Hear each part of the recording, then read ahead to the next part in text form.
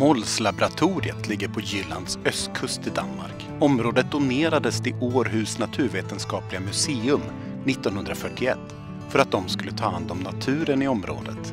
Från 1970-talet har de arbetat målinriktat med praktisk och skötselintensiv naturvård. Men sedan 2016 har de prövat ett helt nytt koncept. Då släppte de ut nötboskap och hästar på det 120 hektar stora området. Och efter det har de gjort nästan ingenting alls mer än att följa utvecklingen. Man kan därför se Molslaboratoriet som ett av de största ekologiska experimenten i Norden under det här århundradet. Vad kommer hända? Vi får följa med biologen Morten D.D. Hansen ut i betesmarken. Og jeg hedder Morten D.D., og jeg er biolog på Naturhistorisk Museum i Aarhus, og det er Naturhistorisk Museum, der ejer Molslaboratoriet. Og hvis vi lige skal starte med Molslaboratoriet, så blev det museets ejendom i 1941. Vi fik det simpelthen doneret af Karen Blixens søster, og der var en binding på arealerne, at vi skulle passe på naturen herude.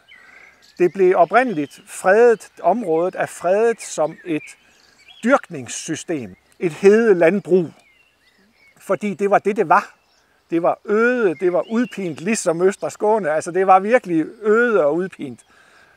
Og da vi kom til omkring 1970, der begyndte vi at arbejde med det, der hedder naturpleje, med at bevare den slags natur, den hede natur, vi havde. Og vi konstaterede, at det var svært, fordi naturen vil noget andet. Så det er det, vi har. Altså, vi begyndte at arbejde, kæmpe for at holde naturen åben, ligesom I gør. Altså, fordi naturen går til. Det ender i buske og træer og alt muligt. Og det kæmpede vi med indtil 2015. Siden da har vi ikke kæmpet. Der har vi sat os tilbage og bare kigget på, hvad der sker. Og vi gør absolut ingenting længere. Og jeg synes, vi skal starte med at gå op og se på den sjældneste, mest sællsynte af vores planter, som viste sig, at det vi havde gjort hidtil, det virkede ikke. Vi skulle gøre det her. Harris, eller gyvel på dansk, gyvel, blev plantet herude omkring 1930. Og det var Karen Blixens søster, der plantede den, og hun konstaterer i sine memoirer, at den tog magten fra hende. Den løb ret hurtigt fra hende. Den gror rigtig bra på sandjord, på dårlig sandjord. Der har den en konkurrencefordel i forhold til så mange andre arter. Omkring 1970, der begynder vi så at bekæmpe gyvel. Vi bruger får, vi bruger geder. Det virker ret godt. Det virker fint. Fårene spiser også alt andet. Så vi mistede adskillige fjerælsarter i 70'erne på grund af foregræsning, forbete.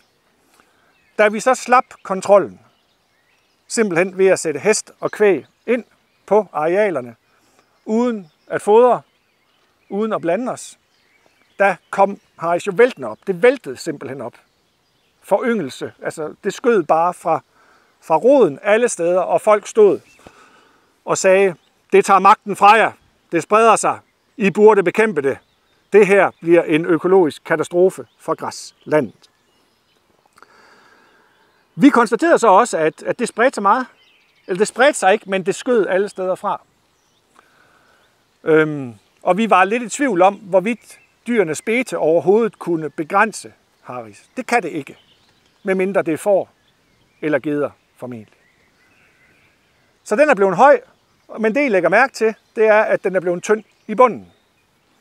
Der står helt almindelig græslandsflora inde i bunden her nu. Og den sjældneste, den mest sællsynte af alle vores planter, alle vores blommer, den står overalt herinde i bunden. Kantet, kovede, simpelthen alle steder. Den spredes med myrer, og det er jo, altså det er vanvittigt, fordi i gamle dage, da vi skulle bevare den og lave naturvård for den, der skar vi gyvel ned. Den parasiterer gyvel. Den er sællsynt overalt i Nordeuropa, også i Sverige. Fordi det der er med det her Harris her, det er, når den har fået den her alder, og vi mennesker ikke har gået og forynget den, så bliver den enormt skrøbelig. Den knækker sammen simpelthen. Så den bliver senil, og der kommer ikke nye planter op.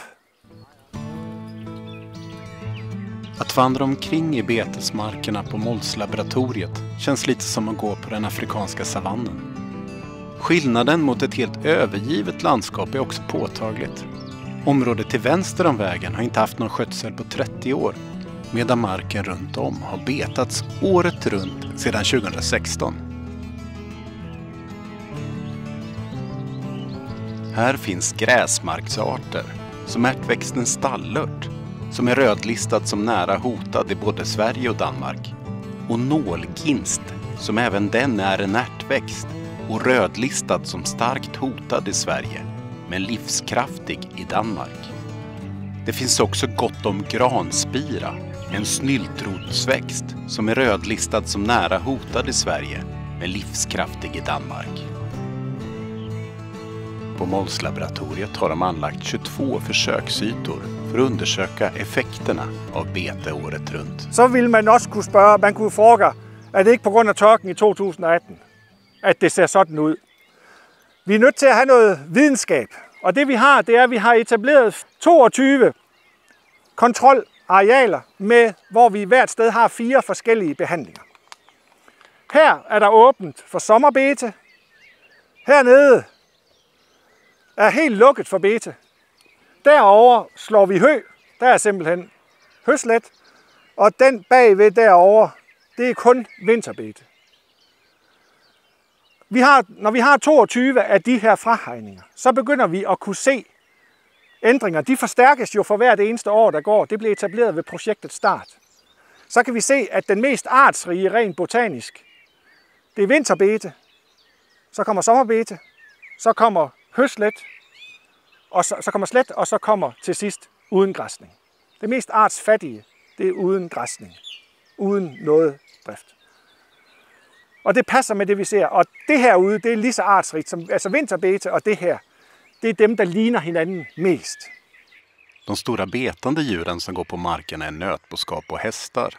Nötboskapen är av rasen Galloway, som påminner lite om skotsk höglandsboskap utan horn och så svart päls då. Och de har ett ursprung i sydvästra Skottland. Hästarna är halvsmå av rasen Exmoor, en slags ponny som har gått ute på ljunghedar året runt i England under hundratals år. Det är lite på samma sätt som Gotlandsrussen har gått på Loistahed på Gotland i Sverige. Dyrene gør ikke det samme året rundt, vel. Lige nu der er dyrene i høj grad nede på engene, fordi de er våde. Der er mange dernede.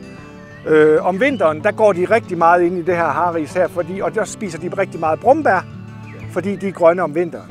Så der er en intern migration på arealet om vinteren, bare på 120 hektar.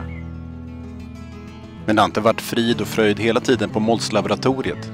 Det extrema torkåret 2018 drabbade fjärilarna ovanligt hårt. Alt var tørt her i 18.